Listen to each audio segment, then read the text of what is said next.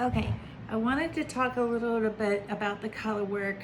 I showed you in the first video, this is the traditional buffalo plaid design that started it all for me. But anyway, I wanted to branch off into other colors and encourage people to do that as well. You know, looking on the internet to the images and just find what inspires you, what you really like. You know, if you're making this pattern for someone else and working with them on what works best for them. I also wanted to show you the bonus section 2 talks about making it a messy bun beanie. So I'll get to that second. So I'm gonna go back to this, the green. This is more of the traditional check color here. I decided I wanted the green to go up vertically. I could have made it diagonally. It's just a matter of changing your C1 and C2, possibly C3 colors. It helps to write it down to keep it all straight. The next one that I made when I was putting this pattern together is this one here. Lion Brand, I'm using toasted almond here for the brim, gray marble, there's toasted almond again, and then this is called Sequoia. I liked that the Sequoia was captured in the toasted almond here, and the gray marble is really a pretty effect too, picking up the dark specks of it. It's more like a tweed color yarn. So I think the three mesh well together. This is more of a checkerboard pattern because, you know, I'm seeing it as diagonal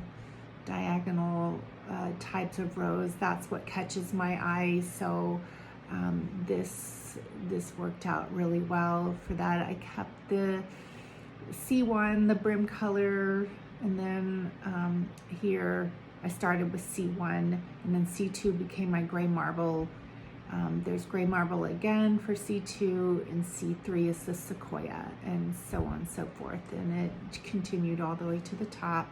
Like I said, I like to stretch it out along the way. I'll show you the floats for this one, keeping them loose. Another thing I mentioned in the pattern is if you feel like your floats are tight, I do all mine with 9mm US 13 circular needles, 16-inch. That works for me, but I've had a couple of my testers say that, you know, their floats tend to be tighter. So switching from the brim when you get to the body into the 10mm works really well for that. I know people, you know, this is a regular adult size head. People tend to have a larger head. This will probably fit in like 19 to 22 inch circumference the best, but you know, there are people that have a lot more hair or their head's a little bit bigger, so you'll want to switch to the 10mm needles in the body for that. You know, and like I said, as I go along each row, I like to give it a little stretch out to make sure that they're all even. So getting back to some tips again as you go. So that's the color work for that one. And then I was in a really colorful, playful mood, and I found I have these faux fur poms that I get from Kitchen Clutter that I absolutely love, and it was the first of the year, and I was thinking fireworks and lots of color. You know, 2020 was really a depressing, you know, different kind of year for all of us, and I wanted something colorful to start out the new year. And this one came about, and I wanted to bring out the purple and the yellow and the orange. But then as I was going, I'll change my mind a lot along the way, obviously with this one. And I used the black as my C1, and then all these other colors started coming out, and it really, really worked. I really love the color work of this one, and it just really makes the pom pop here. So I used the pink and the blue and the yellow and the green and the purple and the orange, and then I went back up to the pink at the top. when I went to my decrease. So this is more of a checkerboard pattern as well. It's not a traditional plaid. It reminds me of a really pretty flag, or it reminds me of when I was growing up, my friend of mine had a picture of like these Joker clowns type of characters, and it reminds me of that a bit, just the color work here. So I really love it, and it's just a beautiful pop of color.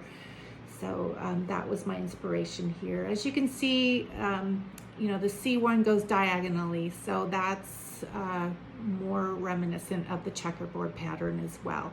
So I talk about that in my pattern. And last but not least, this one I made into a messy bun beanie, and as you can see at the top, when you get to the last stitches, I do the bind off stitch instead of looping my yarn through and pulling it tight. Also, this is more checkerboard pattern too, because of the diagonal. The dominant color here is this claret from the Lion Brand yarn. I also went 1, 2, 3, 4, 5 blocks, color blocks, leaving out rows 24 to 26 and jump to my decrease here. So I start with 48 stitches and I end up with 16 at the top. So the bind off works really well, and hopefully I can make a video for you showing that, but there are a lot more videos out there on YouTube demonstrating that. So anyway, that's a bit of the color work inspiration here, the style, you know, choose your own colors, look on the internet. You know, like I said earlier, the color beanie was like from a picture and from the pom-pom that I wanted to create the rest of my beanie with. So do what works for you. So anyway, thank you. Hopefully this helps you. Let me know if you have any questions.